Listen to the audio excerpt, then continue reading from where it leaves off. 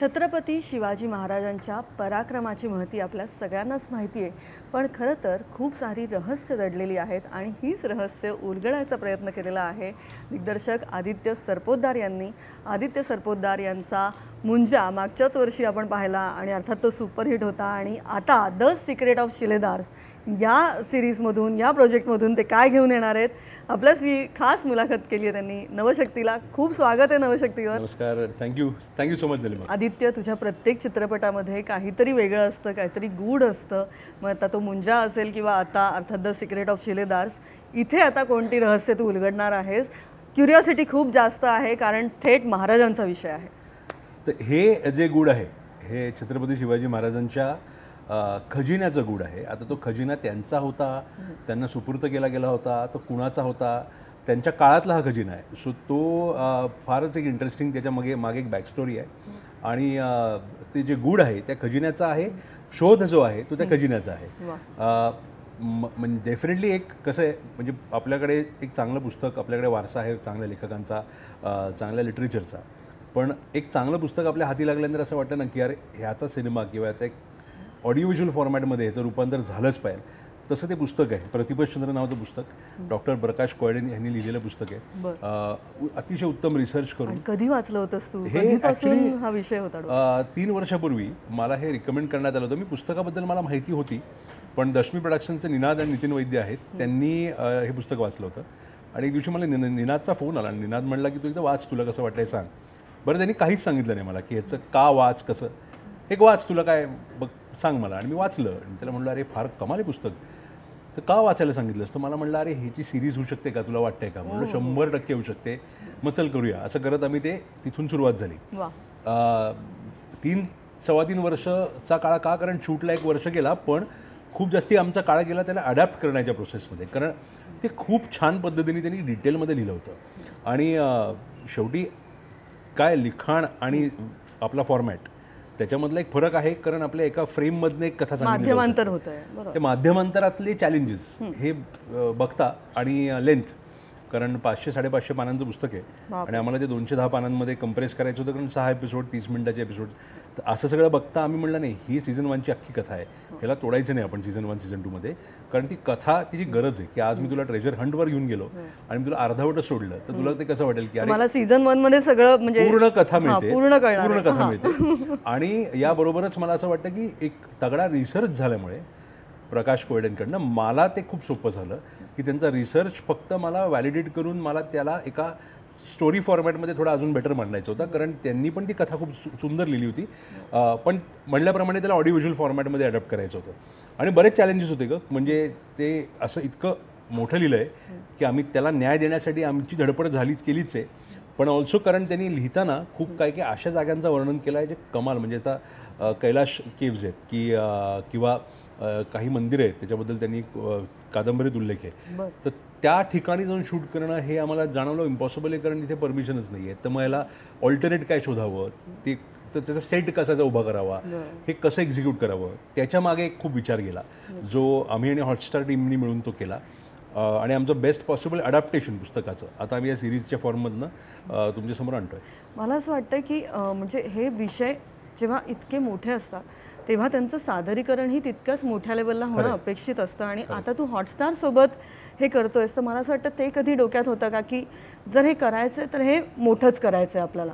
100%, कारण ते लिखाणातच मोठं होतं. आणि एक चांगली गोष्ट काय ना, मला असं नेहमी वाटतं की प्रोड्युसर किंवा एक प्लॅटफॉर्म हा कधी न्याय देतो कुठल्याही गोष्टीला जेव्हा तो तेवढाच एक्सायटेड असतो, त्या फिल्म मेकर एवढा. आणि मला सगळ्यात चांगली गोष्ट हॉटस्टारची वाटली की त्यांच्यात तीच एक्साइटमेंट होती की हे कधीच झालं नाही आहे.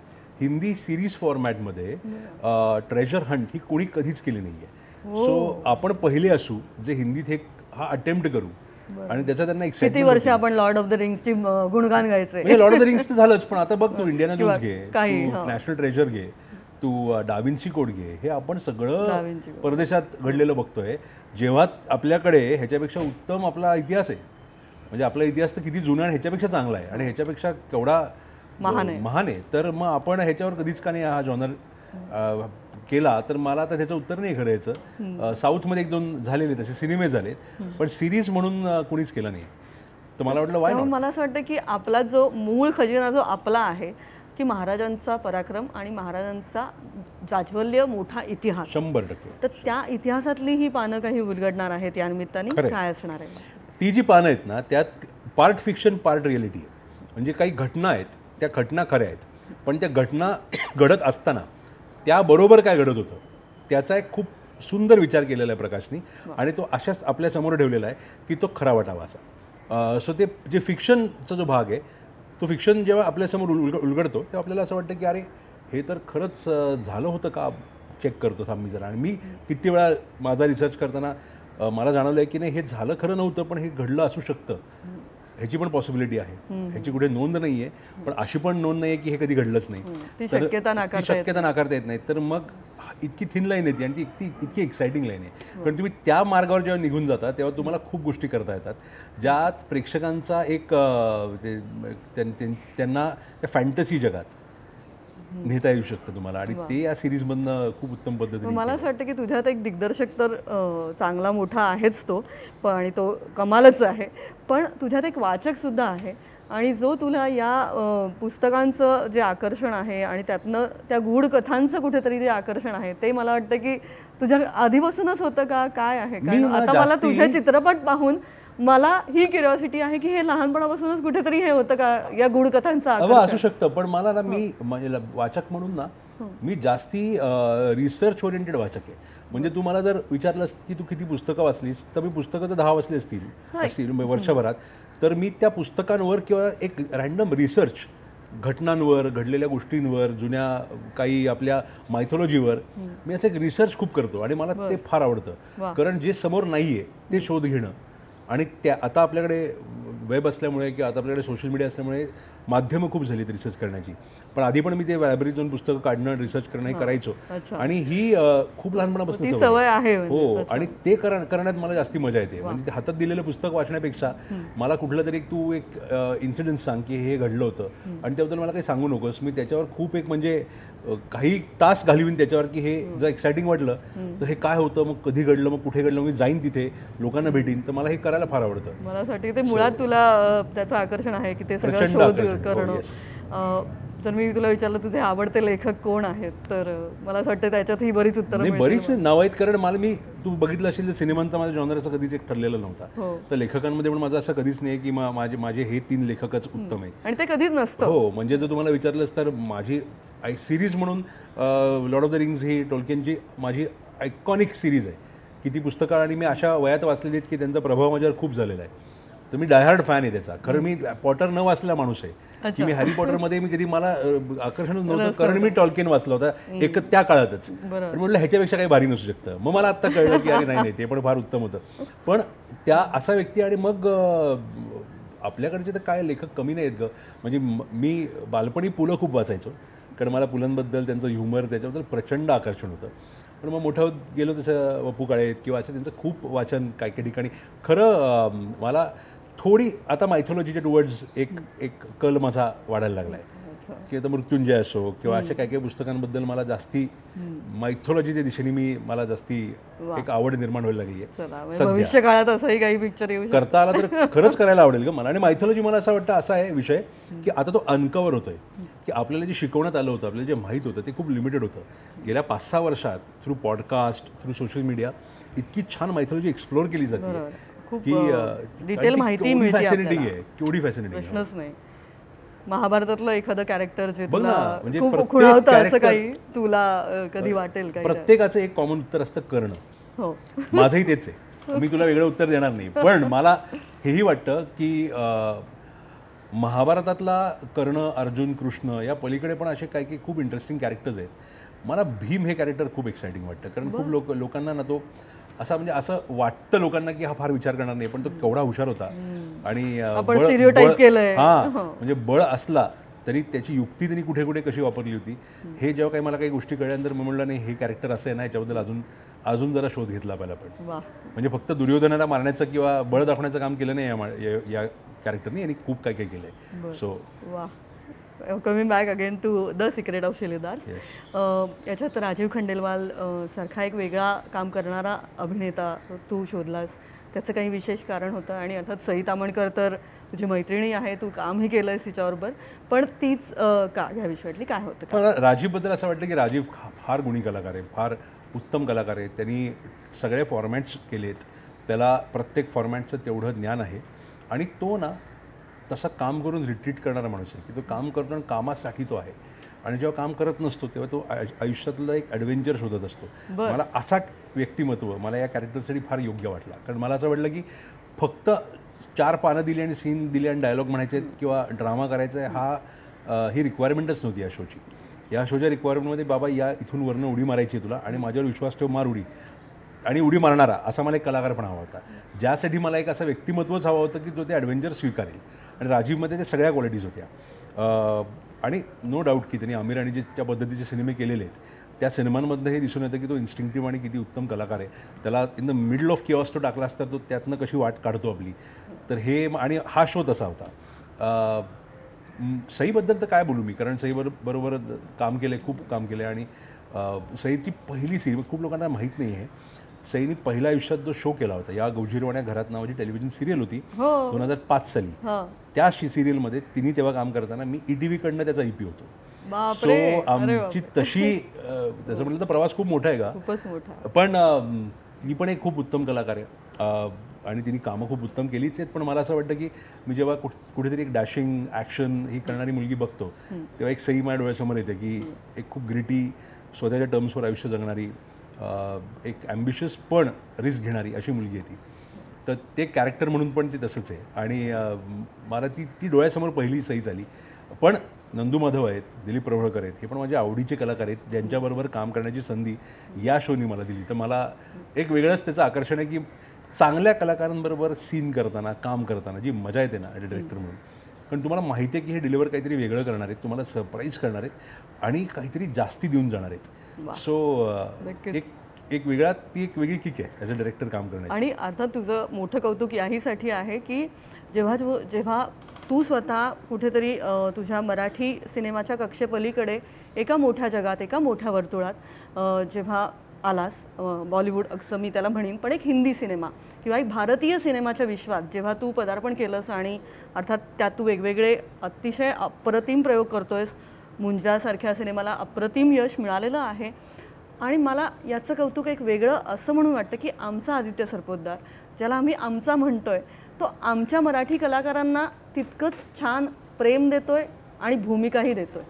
तर त्याबद्दल थोडंसं सांग. त्यामागे अर्थात तुझा एक वेगळा विचार असेल तो आणि त्याचं स्वागत आहे. पण मला तो विचार असा वाटतोय की ते प्रत्येकाची इच्छा असते. म्हणजे आपण आपल्या लोकांना मोठवताना बघताना म्हणजे मला तर फार आनंद होतो. आणि मला समीरची फिल्म जेव्हा चालली सत्यप्रेम की कथा, तेव्हा पण मला तेवढंच वाटलं की यार भारी, यार सम्याने फिल्म केली आणि ती त्याला एवढ्या छान पद्धतीने लोकांनी स्वीकारलं. पण मला हे पण वाटतं की बऱ्याच वेळा ना संधी पण मिळाली पाहिजे की तुम्हाला तुमच्या मित्रांना, तुमच्या कलाकारांना, ज्यांच्याबरोबर तुम्ही काम केलं आहे की ज्यांच्याबद्दल तुम्हाला प्रचंड आदर आहे, अशा लोकांना तुम्हाला तुमच्या फॉर्मॅटमध्ये तुमच्याबरोबर घेऊन जाता यावं. सो ती संधी मराठी कंटेंट म्हणजे हिंदी जरी असला तरी मराठी कल्चरला रिप्रेझेंट करता येते, मराठी कथांना रिप्रेझेंट करता येते. ह्याचा ही संधी आहे. आणि ही संधी मिळण्याचं मला असं वाटतं की माझं भाग्य आहे की मला ही करता येते हिंदीमध्ये. की महाराजांच्या कथांना घे तू किंवा कोकणातली एक फोक टेल घे मुंजासारखी, हिंदीत आज ती करता येते, हिंदीत त्याला लोक स्वीकारतात. आज मुंजासारखी फिल्म लोक चेन्नई आणि दिल्लीमध्ये पण तेवढीच बघतात जेवढे लोक मुंबई पुण्यात बघतात. कथा हा तर भाग आहेच, पण कलाकारांची निवड, तर जेव्हा अशी कथा करायला मिळते तेव्हा मग असे कलाकार त्यात कास्ट करायला सोपं होतं. कारण आज मी कोकणातली जी कास्टिंग करणार असेल तर अजय पुरकर मला डोक्यासमोर येतो, पण तो व्हॅलिडेट पण करतो, कारण हाच करू शकतो, हे कुणीच करू शकत नाही. हे इतकं खरं आणि इतकं सिमलेसली बसतं ते.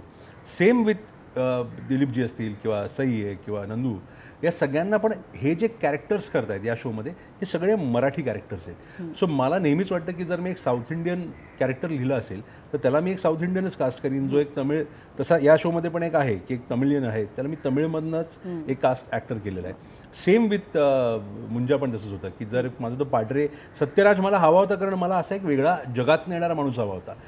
तर एक कसं होतं, एक डोळ्यासमोर लिहिताना फटकन एक नाव येतं ना की अरे हाच व्यक्ती, त्या व्यक्तीला मी पहिला अप्रोच करून त्यांनी लगेच हो म्हटलं तर मग माझं काम सोपं खूप होतं.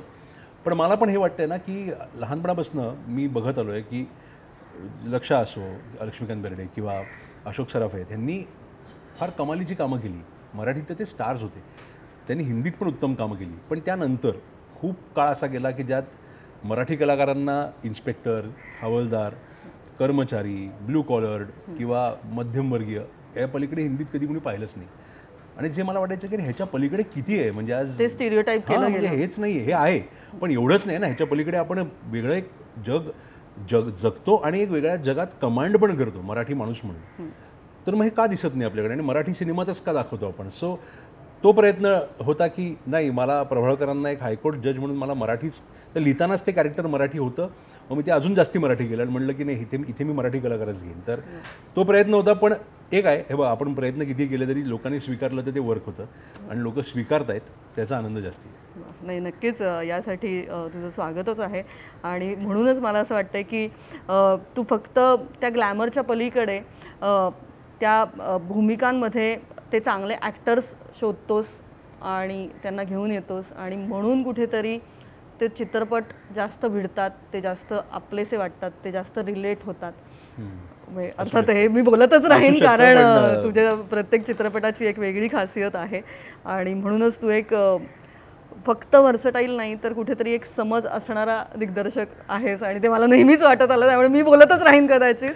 पण अर्थात येस, आणि अर्थात back to again the secret of Shiledars. जेव्हा महाराजांच्या काही एखाद्या त्या काळातल्या रहस्याबद्दल आपण बोलतो तेव्हा अर्थात ती जबाबदारी थोडी मोठी असते आणि कुठेतरी प्रेक्षकही पाहताना हे सगळं कुठेतरी बघणार आहेत हे आहे का, ते सगळ्याची तुला भीती वाटते का? तू तयार आहेस? मी तुला म्हटल्याप्रमाणे मला जर रिसर्च करण्याची आवड आहे, मला असं वाटतं की तो कुठेतरी एक चॅलेंज पण मला वाटतो, पण चॅलेंज तो स्वीकारल्यानंतर त्याची मजा पण येते की आपण किती खोलात जाऊ शकतो. कारण ती माहिती पुन्हा तपासली जाईल, पुन्हा शोधली जाईल. पण बघ, आपणच ती तपासली आणि शोधली तरच मग आपण ठामपणे त्याला मांडू शकतो. आपणच ते केलं नाही आणि आपण असे वरवरच्या गोष्टी जर मांडल्या तर आपण त्यात अडकू शकतो. आणि मला असं वाटतं की मला ती मजा येते माहिती शोधायला. पण मला असं पण वाटतं की महाराजांबद्दल असो की आपला इतिहास पण असा आहे की त्याचे व्हर्जन्स आहेत. तर आता मी माझा व्हर्जन निवडतो ज्याला पण एक रिसर्च तगडा आहे आणि मी तो मांडतो. आता हे नक्कीच होऊ शकतं की इतरांचे व्हर्जन वेगळे असतील, पण माझ्या व्हर्जनवर मी ठामपणे लढायला तयार आहे ह्याची मला नक्कीच खात्री असते.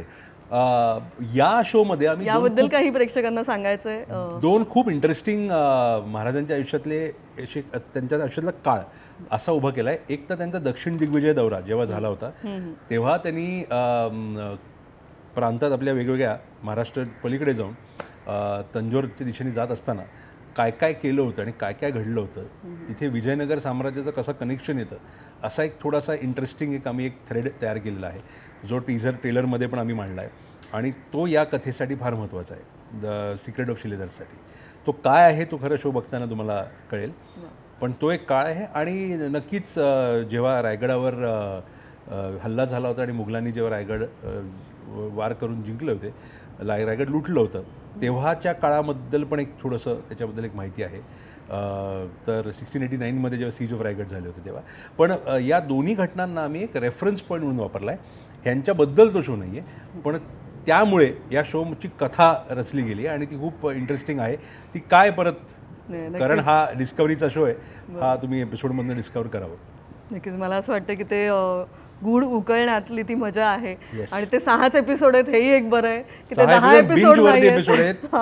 मला असं वाटतं की तेवढे छान शॉर्ट अँड स्वीट असं. तुला असं वाटलं की ते 6 एपिसोडमध्ये आपण बरोबर बांधू शकतो? 100%. आणि मला असं वाटतं की कसं आहे ना, आपण एक वन सेटिंगमध्ये बघून काढू शकतो असा हा शो नक्कीच.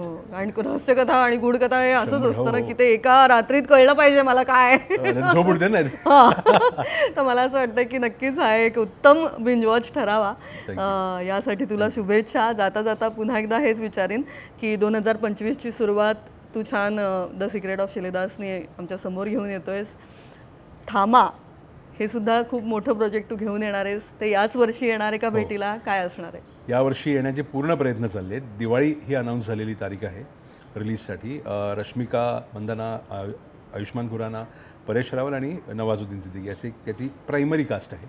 आणि खूप इंटरेस्टिंग कलाकारांना एकत्र आणून एक वेगळ्या पद्धतीचा हॉरर रोमॅन्टिक कॉमेडी सिनेमा वा. असा एक त्याचा खूप इंटरेस्टिंग हॉरर रोमॅन्टिक कॉमेडी हे आवडलंय मला. रोमॅन्स पण आहे त्यामध्ये, त्यात एक सेन्स ऑफ हॉरर पण आहे कारण ते व्हॅम्पायर्स आहेत आणि त्यात खूप सारी युअर कॉमेडी, फेवरेट. खूप सारी कॉमेडी आहे कारण त्याचा कल अख्खा ह्याच्याकडे बघण्याचा हा ह्युमरचा आहे. आणि असे तगडे कलाकार असल्यामुळे ते करताना पण मजा येते. तो बऱ्यापैकी त्याचं शूटिंग आत्ता होत आलं आहे आणि बरंच अजून बाकी पण आहे, पण प्रयत्न तर नक्कीच आहे की यावर्षी तो सिनेमा यावा आणि रिलीज व्हावा. वा, क्या बात आहे. नक्कीच 2025 पण असं ब्लॉकबस्टर वर्ष असावं तुझ्यासाठी. 2024 होतंच, या आधीची वर्ष होती, तसंच हेही वर्ष थँक्यू. ब्लॉकबस्टर हिट ठरू दे यासाठी मनापासून शुभेच्छा. Thank you so thank you much. So much. Thank you.